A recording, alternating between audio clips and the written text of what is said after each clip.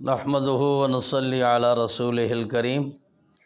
इससे पहला सबक मखरज के एतबार से था और मैंने बताया था कि इससे कबल भी एक वीडियो मखरज पे बनाई गई थी, लेकिन वो नया अंदाज़ था।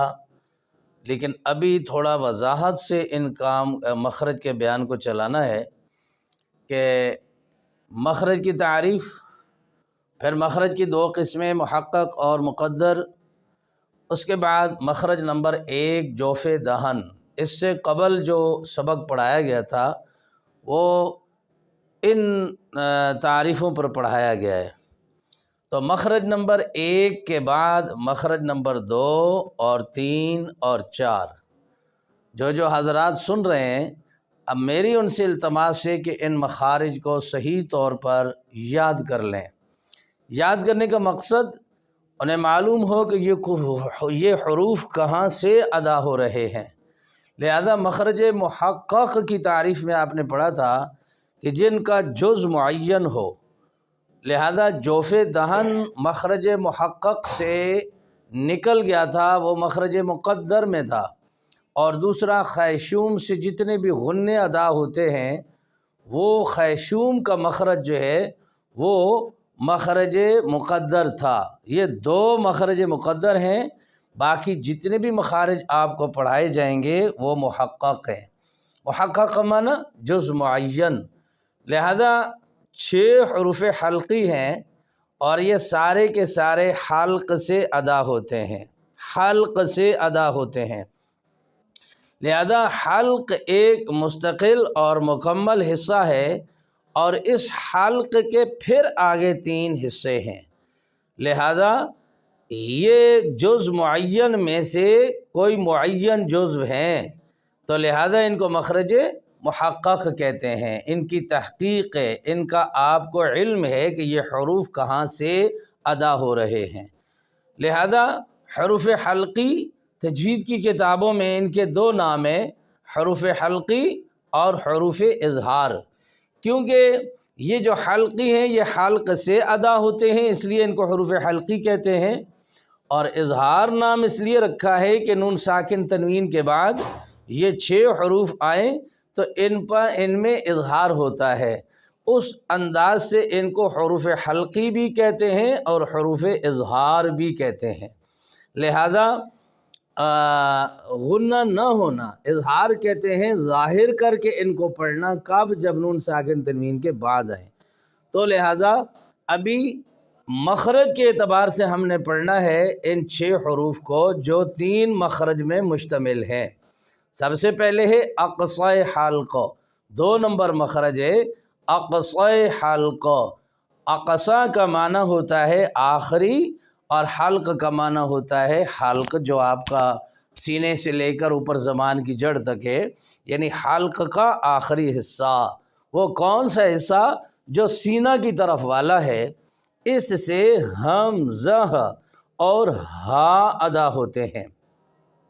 लिहाजा मखरज मालूम करने का तरीक़ा ये है कि हर हर्फ के शुरू में हमज़ा मुतहर्रिक लेके आओ, यानी हमज़ा ज़बर आ, ये शुरू में लिखो और आखिर में वो हर्फ लिखो जिससे आपने मखरज मालूम करना है। मिसाल के तौर पर ये एक है, मैं वैसे तजर्बे के तौर पर लिख रहा हूँ। अब हमने हा का मखरज मालूम करना है तो इसके शुरू में हमज़ा ज़बर आ लगाओ तो बन जाएगा आह, तो ये सीना से हा अदा हो गया। लिहाजा ये हुरूफ़ हल्क़ी में से है। और हल्क़ का कौन सा हिस्सा? जिसका नाम अक़साए हल्क़ है। इसी तरह हमज़ा है, 2 हमज़ा हो जाएंगे, एक पहले हमज़ा मुतहर्रिक और दूसरा हमज़ा साकिना। तो अब इनको हमज़ा ज़बर हमज़ा आ, जब हम आ करते हैं तो हमारी आवाज़ सीना की तरफ है और अह करते हैं तो हमारी आवाज़ सीना की तरफ है। इस वजह से ये इनका नाम अक़साए हल्क़ रखा, यानी हल्क़ का वो हिस्सा जो सीना की तरफ वाला है। इससे ये 2 हरूफ अदा होते हैं, हमज़ा और हा। 3 नंबर मखरज वस्त हल्क़। वस्त का माना होता है दरमियान اور حلقہ وہی ہے جو آپ کے سینہ سے لے کر زبان کی جڑ تک ہے۔ تو وسط کا معنی درمیان، یعنی اقصا سے تھوڑا اوپر، یہ حنک کی جو ہڈی ہے اس مقام پہ جو اس حلق میں ابری ہوئی ہڈی نظر آتی ہے، اس ایریے کو، اس جگہ کو وسط حلق کہتے ہیں۔ یہاں سے عین اور حا ادا ہوتے ہیں، لہذا یہ دو حرف وسط حلق یعنی حلق کا وہ حصہ جو درمیان میں ہے، وہاں سے یہ حروف ادا ہوتے ہیں۔ اسی طرح یہاں پر ان حروف کو جب ادا کیا جائے تو ان کو بھی اسی طرح لکھیں تو ان کا مخرج معلوم کرنے کا یہ طریقہ ہوگا کہ شروع میں حمزہ متحرک لے کے آئیں، جیسے عین ہے، عین ساکن، اور اس کے شروع میں حمزہ متحرک لے کے آئے تو یہ بن جائے گا آ۔ اچھا، کئی لوگ عین کو اتنا دبا کے پڑھتے ہیں، جیسے مثال کے طور پر ایسا انعمت، تو ایسے کچل کر نہ ادا کریں، بلکہ آتا ہے جزری کے اندر آتا ہے، امام جزری رحمہ اللہ تعالی نے فرمایا باللطف فی النطق، اپنی نطق و گویائی کو بڑی لطافت اور نرمی کے ساتھ، وہ تب ہوگا جب آپ اس کو پڑھیں گے۔ مثلا عیسا انعمت ایاک نعبد، اس انداز سے عین کو ادا کریں تو مخرج معلوم کرنے کا طریقہ کہ ہر حرف کے شروع میں حمزہ متحرک لے کے آئیں تو بنے گا اس کے بعد بنے گا ہا کو ساکن کر کے شروع میں حمزہ متحرک لے کے اب ہا وسط حلق سے ادا ہوتی ہے، لہذا جیسے ہم پڑھتے ہیں الحمد، اب الحمد کو الحمد پڑھیں گے، ہا کی جگہ ہا، تو معنی میں کیا اثر پڑے گا وہ بعد میں ایک ویڈیو انشاءاللہ بنائیں گے تو آپ حضرات کو اہمیت ہو جائے گی کہ اللہ تعالیٰ کے کلام کے جو 29 حروف ہیں مرکزی حروف، ان میں سے ایک ایک حرف کو کہاں کہاں سے ادا کرنا ہے اور معنی میں کتنی تبدیلی پیدا ہوتی ہے۔ لہذا ہمیں چاہیے کہ ہم اللہ تعالیٰ کے کلام کے حروف و الفاظ پر سوچ سمجھ کر محنت کریں، جیسا کہ آپ حضرات اگر معنی غلط کریں تو وہ معنی غلط ہونا سمجھ آ جاتا ہے، مگر ہمارا اگر حرف غلط ہے تو حرف غلط ہونے میں معنی تو لازمی طور پر تبدیل ہو جائے گا۔ تو لہذا معنوی اعتبار سے جہاں پر اللہ تعالیٰ کی کلام کی حفاظت ضروری ہے، وہاں اس سے قبل لفظی اعتبار سے ضروری ہے۔ مثال کے طور پر امام جزری رحمہ اللہ تعالیٰ نے فرمایا قبل الشروع اولا ان یعلموا، یہ قرآن شروع کرنے سے پہلے ہی ان چیزوں کو جان لو۔ پہلے بھی میں نے بتایا کہ اس علم کے مطابق یہ علم حاصل کرنا فرض کفایہ ہے، مگر اس قرآن کو صحیح پڑھنا ہر عاقل اور بالغ پر فرض عین ہے تاکہ معنوی اعتبار سے درست ہو۔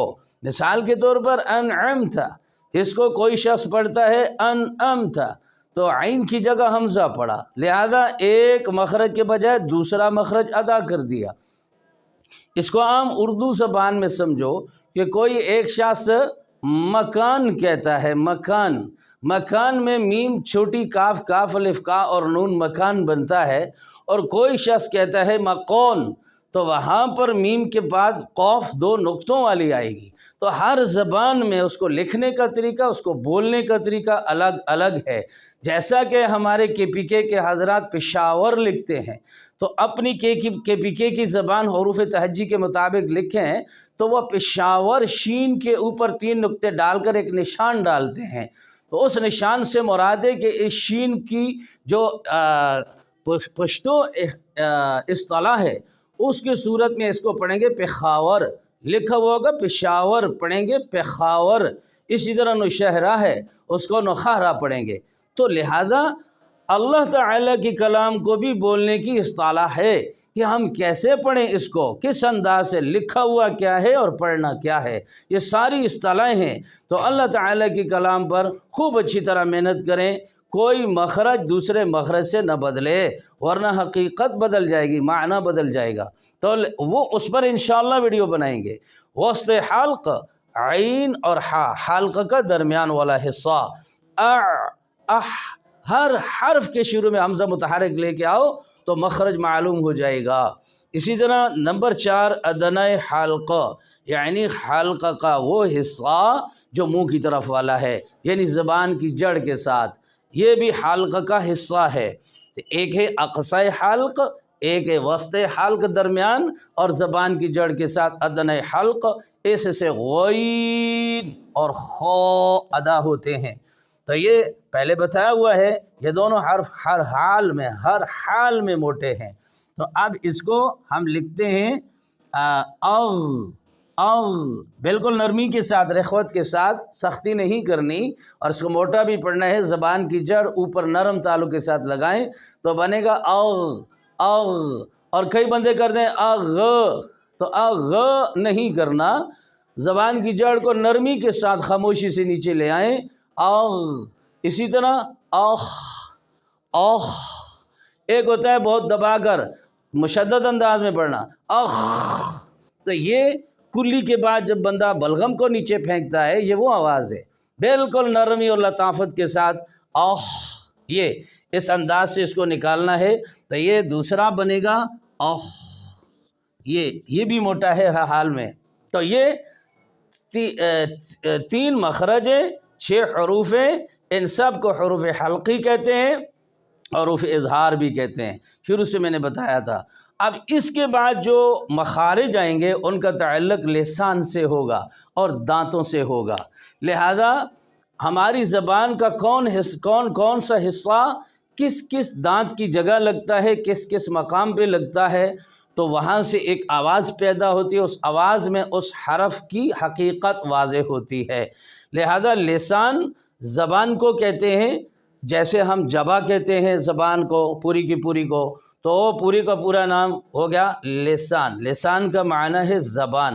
زبان کے 6 حصے ہیں، یہ آپ نام یاد کر لیں تاکہ تجوید کی کتابوں میں یہ نام لکھے ہوں گے تو آپ کو نام یاد ہوگا، تو زبان کا وہ مقام بھی یاد ہوگا، کیونکہ مخرج کی تعریف ہے کہ حرف کے نکلنے کی جگہ، اور اصطلاح میں منہ کے اندر وہ خاص موقع و مقام، تو جو مقام ہوگا زبان کا وہ کہاں لگے گا تو اس سے وہ حرف پیدا ہوگا، تاکہ معنوی اعتبار سے بھی ٹھیک ہو اور کلام بھی اللہ کی لگے۔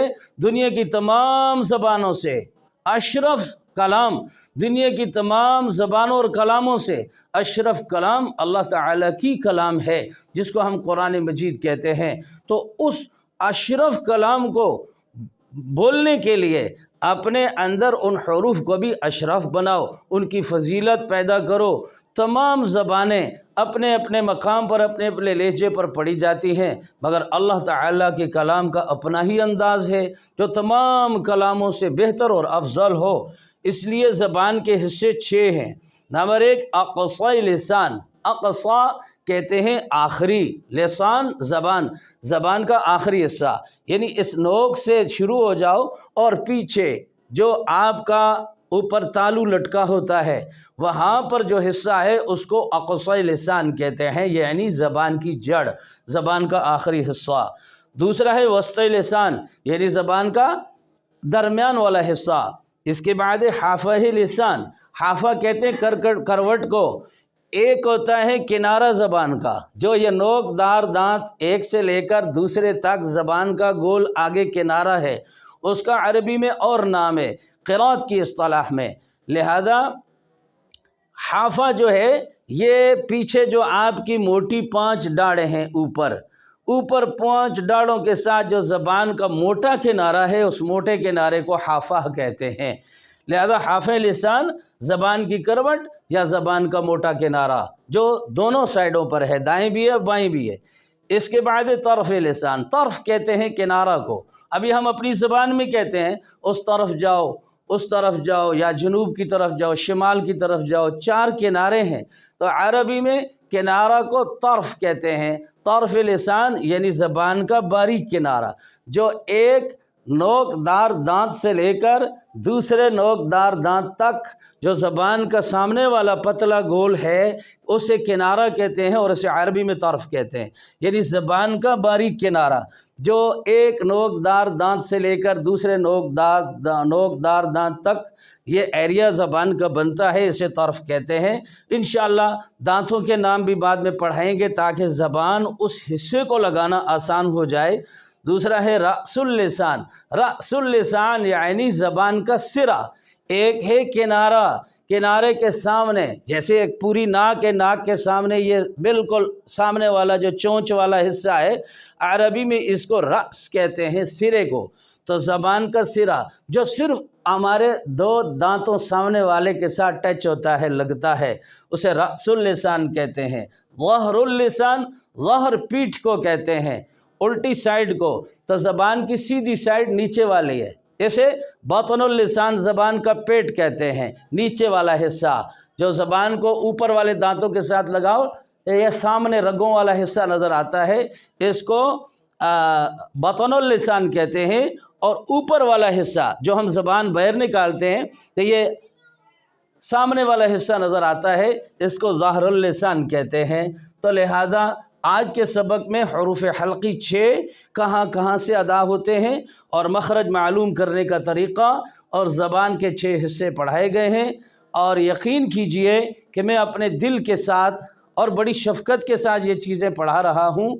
ज़िंदगी का कोई इल्म नहीं है, मेरे सीने के अंदर जो चीज़ें हैं मैं महफूज शक्ल में चैनल में बना लूँ। आने वाला दौर नेट का दौर है और आप घरों में बैठकर उस चीज़ की इस्लाह करें, उसे समझें और किताब में भी देखें, हमारे बोल को भी सुने, और दोनों चीज़ें लाज़िम व मलज़ूम हैं, किताब भी और उस्ताद भी। तो लिहाजा आप यकीनी तौर पर घरों में बैठकर इसको सुने, अल्लाह ताला बड़ा नफ़ा देगा और कलाम बेहतर से बेहतर पढ़ेंगे।